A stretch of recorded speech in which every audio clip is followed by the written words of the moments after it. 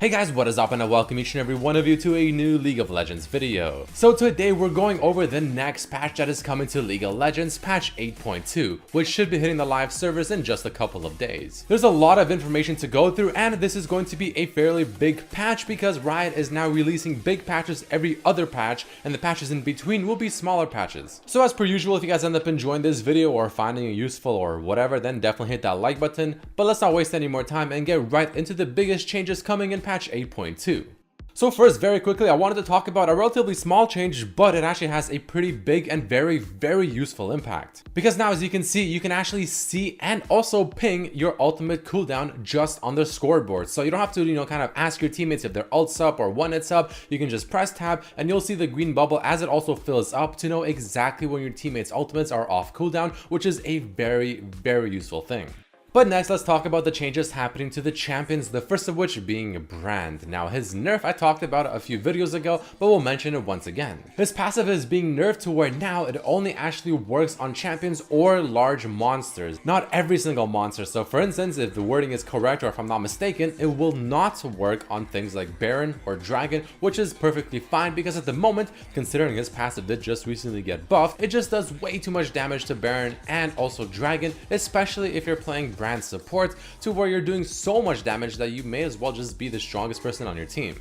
Following this, we also have a nerf coming over to Evelynn, which is quite funny because ever since she was released, she was just absolutely horrible. Riot finally buffed to the point where she's actually pretty good at the moment, and then she's getting hit with the nerf once again already. Regardless though, the nerf is as follows. Whiplash, her E ability, the unempowered damage has been decreased, whether it's the percent max health at the beginning or the scaling as well, and the empowered damage of this ability has also been nerfed to where now it does 4% max health rather than 6, and it also doesn't scale as well anymore. Honestly, it's not the biggest nerf in the entire world, but it's also not the smallest nerf in the entire world as well. I mean, her E ability is not going to be doing anywhere near as much damage, especially to tanks, but at least her E ability is the only one that actually does percent damage. So if you're facing a bunch of kind of squishy champions, you will still have more or less your actual damage to those champions since your base damage on the other abilities is untouched. Following Evelynn, we also have a quick nerf coming over to Ezreal, who's just absolutely tearing it up at the moment in solo queue. I believe Ezreal and Vayne are actually probably the best ADCs at the very moment because I see them picked and banned pretty much every single game. The nerf towards Ezreal is only going to be lowering his Mystic Shot, the Q ability's damage by just a bit. So 20 damage rank 1, and it'll slowly even out, so by rank 5, it'll actually be the exact same damage, which is honestly hardly a nerf. Like, sure, it'll affect his laning phase by just a bit, but I mean, given how strong he is and how just safe and consistent he is, I feel like they're gonna have to do a lot more than this, especially since his Q ability is the first ability you max regardless, so you'll get it to the normal damage, the damage it currently is on the live servers by rank 5 pretty quickly.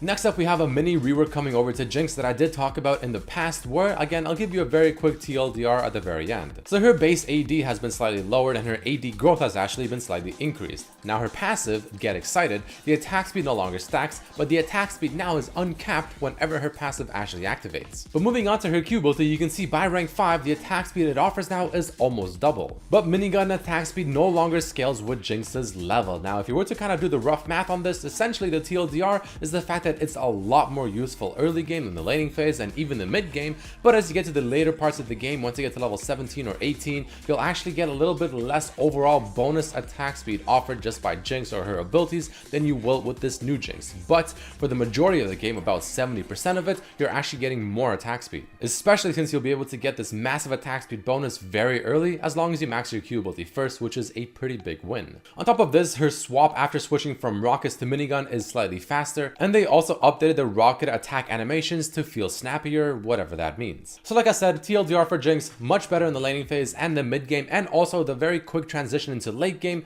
but as you get to level 18 and the very late game part of the game itself, you'll be getting slightly less attack speed overall, but it's not too bad. Next up, we have a change coming over to Kha'Zix to where I honestly can't tell if it's a nerf or a buff, because first we have his passive, Unseen Threats. The bonus AD ratio on this has been lowered from 0.4 to 0.2. But then we move on to his Q ability, Taste Their Fear, and the bonus AD on this has been increased from 110% to 120%. So you have kind of a nerf to his passive, but a buff to his Q. Not entirely sure if it's an overall nerf or an overall buff, but those are the changes to Kha'Zix this patch. Following that, we have a nerf coming over to Malzahar, and God bless these nerfs because goddammit, get this champion out of my games. I'm tired of banning him every single time. Call of the Void, his Q-ability, the AP ratio has been decreased by 15, which I mean, it's not too bad, I'll take it. And Nether Grasp, his ultimate, the cooldown has been increased by 20 seconds rank 1, 10 seconds rank 2, and it'll even out at 80 seconds rank 3. Honestly, not the biggest nerf in the entire world to Malzahar. I mean, it's one I'll take, it's one I'm accepting for sure. I mean, it's not the worst thing in the world either, but again, I don't feel like it'll completely gut the champion. It'll just make him a bit weaker for sure, but I mean, hopefully he just won't be a pick or ban champion in the mid lane. Following this, we also have yet another mini rework, and this one is going to be towards NUNU, a champion that very much needs it. Because at the very moment, NUNU is arguably the worst champion in League of Legends, to where if I see a NUNU being picked in Champ Select, I'm assuming someone's trolling and most likely we're expecting a dodge. Now the rework is as follows. His Q ability now has a new effect that states, well fed now additionally grants up to 11 base magic damage on basic attacks with a 5% AP scaling. And this also stacks per stack of the Q ability, so you can get 5 times the listed amount if you're super well fed, which if you play on-hit NUNU, and I honestly won't be surprised if we start seeing top lane on-hit NUNU with Nashor's Tooth and things like that, it could be pretty spicy. But it does not end there just yet, because his Blood Boil ability also now has a new effect, which states the following. Now additionally increases AP by 40% for both targets, but the actual maximum amount of AP that this ability will offer to that champion and to NUNU himself is going to be 120 AP. Now this is actually quite spicy, because personally I love playing as Azir in the mid lane, and if I have a NUNU on my team that Blood Boils me into the late game, not only is he giving me most likely 120 AP, but since Azir is essentially an attack-based champion where you just consistently auto attacks with his soldiers, this will actually increase his damage by quite a bit. But even in general, just having the NUNU on your team giving your mid laner that extra 120 AP, which is a lot, that's essentially a Rabadon's almost, that's pretty damn spicy. Moving along, we also have a nerf coming over to Ornn, to where now his W, as he's advancing while casting it, or I guess quote unquote channeling it, he is no longer unstoppable, so you can actually CC him and he won't be able to do anything about it, which is a very big nerf, because at the moment he can dodge so many CC and so many ultimate abilities with his W, it's pretty overpowered. And his ultimate is also receiving a nerf, to where the cooldown has just simply been increased at every single rank, which is a pretty good nerf.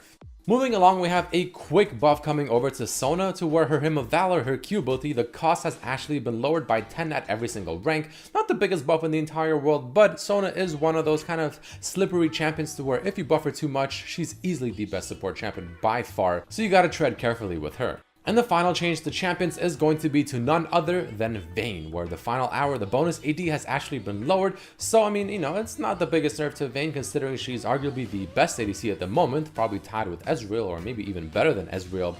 I feel like they'll need to do a little bit more, but there's an indirect nerf to Vayne as well with the changes to the support items, and hopefully that's enough.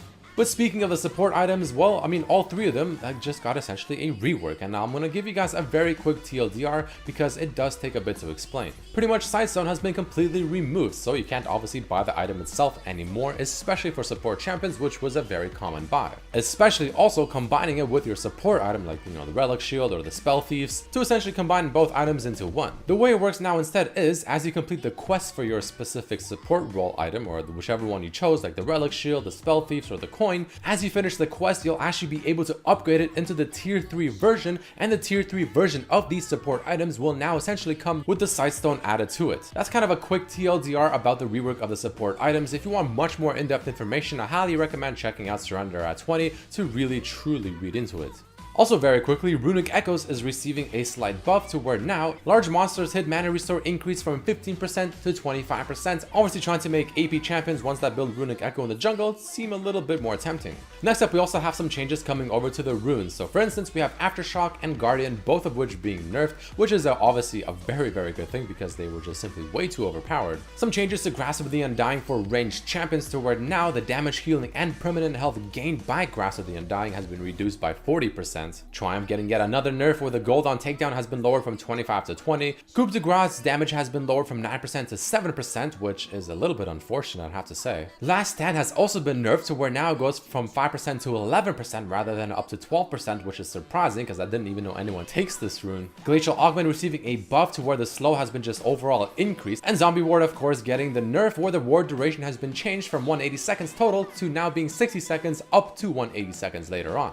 Also, very quickly, I want to go over some very cool and interesting and new information. Now, this doesn't actually change anything in the game, but they actually kind of gave us more information as to how minions and all that things work, and how the buffs to minions work, and all that good stuff. So let's go over that very quickly. The first thing we have is something called anti-tower socks on minions, which essentially means that this unit takes 30% less damage from turrets. Then we also have something called Gusto, which essentially means that this unit takes 45% of its health per turret shot, to kind of give you a better idea as to how the tower actually damages these minions, and this is to melee ones only. Then we have something called Freakish Gusto, which is only to range minions, which essentially states that this minion takes 70% of its health per turret shot, which obviously helps you also to understand how to CS them under tower. Then we have something called Super Mech Armor, which is either to cannon and or the super minions, which states this unit takes reduced damage from AoE effects. And the final thing is called Super Mech Power Field, which is for sure towards super minions, which states grants nearby minions 70% increased damage, 70 MR, and 70 armor. Now keep in mind, this doesn't actually change anything in the game. It has been like this for quite some time now, but now we actually have a better idea, because I'm sure some of you didn't even know about these. And last but not least, we have the new skins coming out for the Lunar Revel event, which are, by the way, very, very sexy. So the first of which we have is going to be Lunar Guardian Nasus,